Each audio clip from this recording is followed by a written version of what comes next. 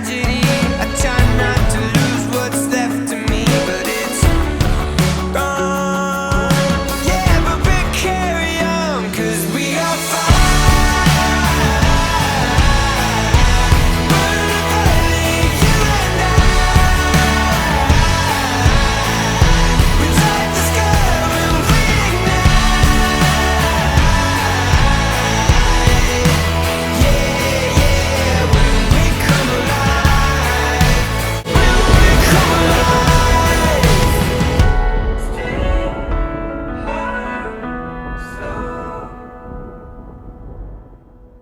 Tere tulemast, videoblogi teine osa. Jäime pooleli reedese päeva juurde, kui saabusin Perti. Siin on siis õhtune Pert. Ja laupäeva hommikust, kui saabusin haiglasse. Veepuudus, toidupuudus 40 tundi. Märkamatult läks mööda see 40 tundi. Ja järgnev päevad siis oli dieet mul banaanid, kõvasti vett, küüslauku, leiba, tomati, mahla, et kõhuhaigusest lahti saada ja kumm oli tee. Ja nagu kirjeldusin, sain kiiresti ka kodu omale, $140 nädal. Ja pikk maja, 3 korterit siin on, peaksid olema vist ühe suurused. Ja meie korter on siis siin keskel. Ja korter on iseenesest 3 tuba. 3 tuba pluss köök. Elutuba, uksest sisse tuleb. Elutuba, elus lihtne. Mööblit väga palju ei ole, aga üks pilt on seinas, paar diivanit ja tugitooli meie elutoas. Väike köögilaud, kus taga vahest annab süüa. Internet, mida saavad 2 või 3 korterit. Siuke avatud nurgaga köök. Jällegi väga prosta ala eelmisest sajandist. Mööbel on siuke nagu ta on. Ei midagi erilist, aga on olemas vähemalt põhilised asjad, millega siin tegutseda. Mingi wide looks, väga suur külmkapp, aga noh, kasutada. Siis läheb siit vannituppa. Isegi vann on olemas, seda vist ei ole keegi ammu kasutanud. Meil on siin dušinurk. Kena laia otsaga duš. Siis on meil pesuruum. Pesumasiinaga. Jällegi mingi väga lihtne pesumasin. EC loomulikult. Ja siit saab tahahoovi. Tagahoovis on nii palju kui on siin täpselt korteri laius ruumi. Ja ega siin meil mingi laud siia jäetud ja paar tooli ja liivane. Ja siis 2 toa aknad. Edasi on siis minu toanaabrite tuba, mis on, no ütleme, 3 võrra suurem kui minu oma, aga on suurema voodiga. Ja siis on minu tuba, mis on juba pildi pealt nähtud. Mul on üks siuke riiulitega riidekapp. Siuke voodi, lihtne. Aken. Öökapp. Ja mingi kummutataline siin. Ventilaator ka, kui üldiselt padala hakkavad. Nagu odavates kohtades ikka on köögist leida mõni sõber, kes ringi vudib. Ja nemad ma filmisin igaks juhuks üle, et kui peaks korteri või tähendab toa hinna üle vaidluseks minema mingi hetkeks, et kui ma seda alla nõuan, siis on ka mingi hea põhjus seda alla nõuda. Aga paar päeva pärast oma haiguslugu olin juba terve, hakkasin normaalsemat toitu sööma, kõrvitsaga võileibu ja muud säärast ja siis läksin linna avastama. Niisiis, mis siin Austraalia sellist on? Nii midagi erilist.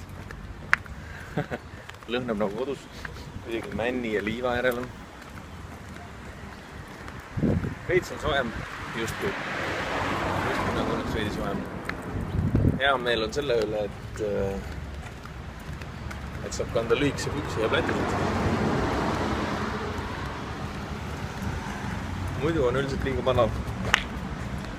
Täna on veel enam vähem. Sellepärast, et täna on just natuke pilves. See ei ole liiga palav. Aga noh, meil siin Perti kesklinnast 5 kilti eemal, suburbi ehk äärelinna moodi maas. Elu nagu elu ikka. USA väikelinnast, äärelinnast.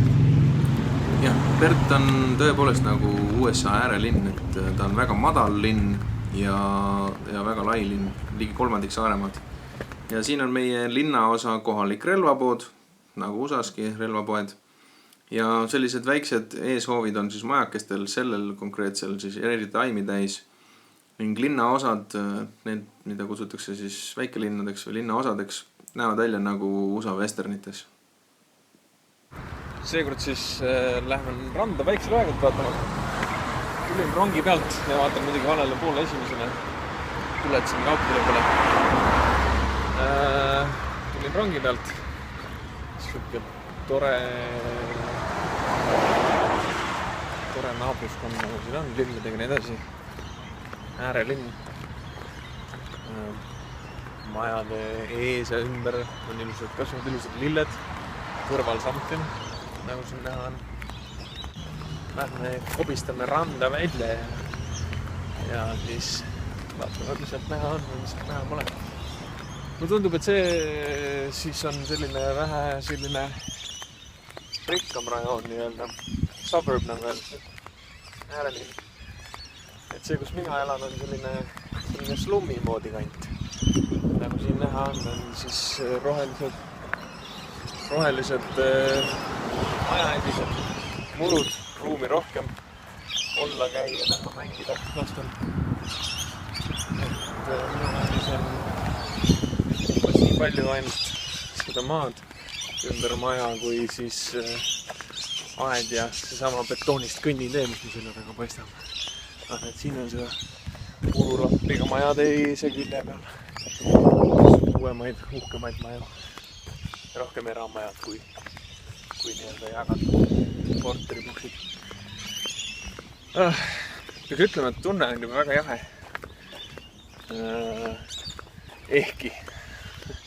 Ehkki väljas on 19 kraadi ja puhub väga kerge tuul. On mul juba selline tunne, et jahe on.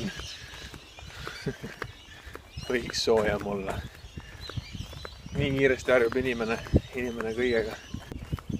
Tundub, et siin käib asi samamoodi nagu mõnes muus väljamaal, et rahvalt jäetakse kõik ukse taha ja siis keegi viib selle lihtsalt minema. Eestpoolt on näha päris kaunis päikeseloojang. Üldse mitte paha. Rannas olemegi ja siin paistab kuu ja siis seal loojub päike. Selline tore rand, siin tundub, et see rand läheb nagu vahepeal on liivane ja siis läheb jälle nii-öelda kiviseks või selliseks järsuks kaljuseks. Tuleb jälle liivarand. Kogu aeg ei jookse selline üliliivane rand nagu Hollandis näha. Et ainult tuited otsas. Siin on pigem vahepeal on tuited ja siis on jälle tavaline maastik. Nagu et see rannaga võtta ei saa. Päikselooja on ilus, nagu igal pool mujal maakera. Ja taustal siin paistab ka väike sadamamoodi asi. Ma alguses kavatsesin minna, aga ei viitsi nii kaugele minna. Ja kuigi alguses mõtlesin siit tagasi kõmpida, siis ka see viitsimine on nii-öelda otsa saanud. Taustal paistavad siin need rannad.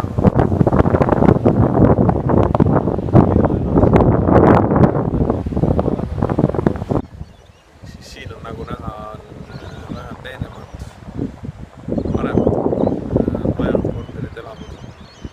Paistab kaugelt üks tore maja. Jalutan sinna majani välja. Siin on jooksjaid muidugi, tervisi jooksjaid. Nagu näha. Selline tore justkui filmist välja lõigatud. That's cool, thanks. Filmist välja lõigatud, sellest Austraalia filmist või vist näinud, sellest välja lõigatud nii-öelda põhisahoone moodi maja on siin nurga peal, mis ma loomalt märkasin. Mõtlesin, et võiks selle lihtsalt kaadrisse saada. Ja siis lähme vaatame, paneme varba vette. Aga maja ise paistab siit nurga pealt. Selline ta on. Nüüd siin lähemale minna väga. Sellises mõisas oleks ju väga tore elada. No nii, katsun selle veega ära siis. Mis läheb päris järsku sügavalt. Telefoniga siia väga niimoodi kägutama minna. Aga vesi on parajalt soe, mitte liiga suht. Aga ma ei üldse ülbe. Õhust on veits lähedam. Ütleks, et 17 kraadi võib-olla. 17 kraadi. Võib-olla on rohkem, võib-olla ma ei tunned seda nii hästi. Lained ütlevad vahepeal siis ääres siiski. Jah, äkki on juba loojas. 7 on enam ikka loojan. See õnneks liialt pala. Keeb teine väga kujuma tulema. Sellised toredad kaljud. Kaljudes. Nendest kaljudest ma rääkisingi. Üles vaatame muuli peale ka.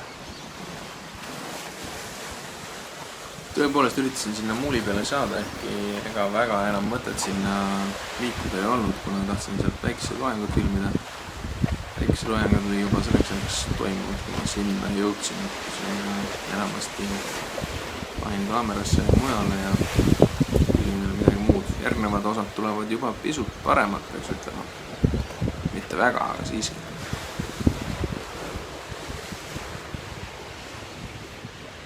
Vahepeal avastasin, et ma olen 32 kraadi lõuna laiusel.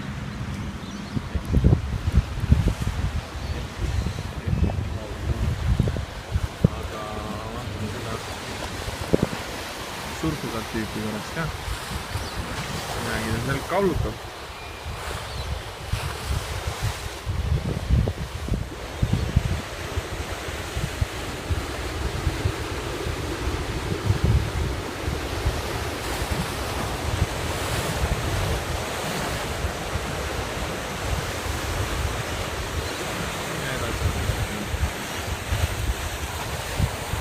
Kohal peaks olema väikse kell.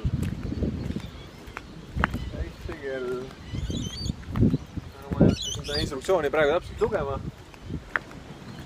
Liigun parem sinna üles poole. Ütleme nii, et vaatasin seda surfavat tüüpi ja mõtlesin, et kui ma jõuan oma reisiga sinna otsa Austraalias, kus kõige paremad surfijalad on, et siis pean ise ka surfama hakkama. Selleks ajaks mul on raha võib-olla surfilaua ja surfitundide jaoks ka. Siis paistame mingi muu rannaosa. See on nagu vähe ametlikum rann. Rannu majandused, päikevarjud. Päikevarjud mingi. Kõikise ranna juures olnud peab. Maja võitliks nii kaua kui muulile joome. Näitab sellist asja nagu Austraalia münt. Esimese mündiseni jättisime nii-öelda paberraha. Tegelikult oli tegu plastikrahaga, sellepärast, et raha tähendab siin ühes osas läbipaistva auguga ja plastikust.